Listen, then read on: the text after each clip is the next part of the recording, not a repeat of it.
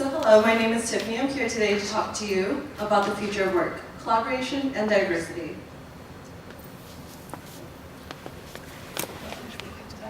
So, when we think about the future of work and collaboration, there's a ton of tools out there. We have Slack, Trello, Dropbox, InVision, Mural, and many more. And there's a ton of tools, and there's 47 more on Google if you look for it.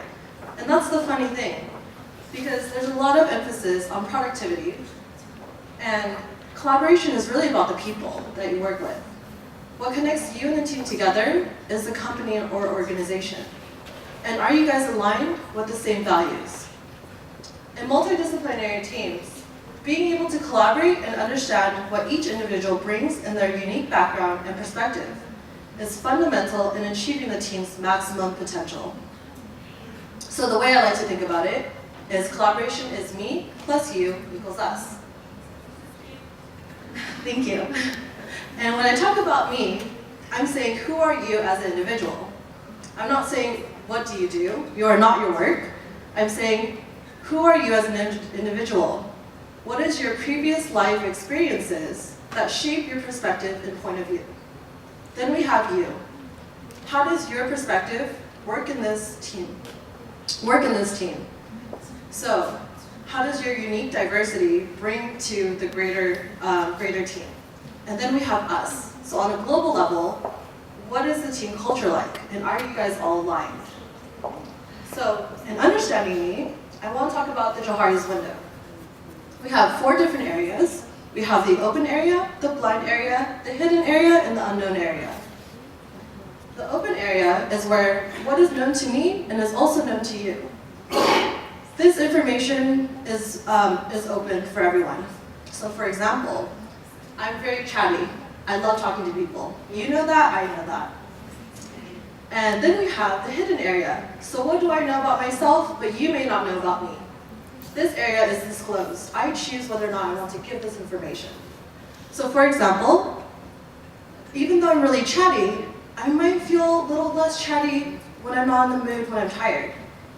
This information might be something I choose to disclose if I feel comfortable. Then we have the blind area. This area is expanded through feedback. So this area is what is unknown to myself, but other people know about me. So when I'm tired and I'm not in the mood to chat, I might look a little bit grumpy. And this is what other people might perceive of me. And I might not know unless someone else brings it up. So then that brings us to the unknown area. This area is expanded when we put ourselves into different situations. And we don't know how we might behave or act. This area is through self-discovery and shared discovery. And we should always put ourselves into more situations that we feel unknown in order to explore other parts of ourselves. So, to expand your Johari's window, we should seek feedback from teammates and practice reflections. And this method is really important in building trust within teams. So when I talk about practicing reflections, what does that mean? You can start by asking yourself, what happened yesterday that really affected me? And then you can also ask yourself, what does my behavior influence the group? And how can I use those learnings to support my team today? So, in talking about collaboration, we have me, and understanding yourself better helps you collaborate better. Then we can talk about you. In talking about you, I want to talk about feedback. And feedback is a tool in understanding your behaviors, what you can do to improve relationships with others to collaborate more effectively. And feedback usually gets a really bad rep. It has a negative reaction from people sometimes, and I think it's because the way we have talked about feedback and the culture on feedback is broken.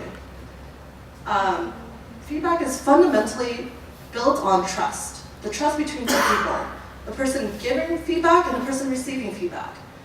So when you give feedback, what the person really is doing is that they're trusting you to be able to be more open and honest with you. And the person receiving feedback is trusting you to have their best interests. So here's some guidelines for giving effective feedback. Describe the behavior, not the person. Don't judge the person, and don't try to change others. And always be specific, don't generalize. So don't say, Janet, you're always late. You can try saying, Janet, we were late on Friday. It really affected the rest of my day. And you can speak clearly and plainly, focus on the solution, and you should own your own feedback and speak for yourself. So don't say, Janet, we all think, but rather speak for yourself and speak from the I. And when you do effective feedback, it can yield better collaboration. We talked about me, you, and us. And so us is about, what does the team look like on a global level? What is the team culture like? And are you guys aligned? And I want to talk about the team canvas. And when you create a team canvas, it can help kick off projects, establish effective team cultures to enhance team alignment, cohesion, and increase team productivity. So, how many times have you guys started a project but you didn't know who was responsible for what? Or, what are your values as a team? Do you feel embarrassed if you have to go pick up your kid from school? And why do you feel embarrassed? So when you really map this out, you think about the people, their roles, their goals, their values, and the rules and activities to support the team culture that you have. And you guys are all aligned with a common purpose.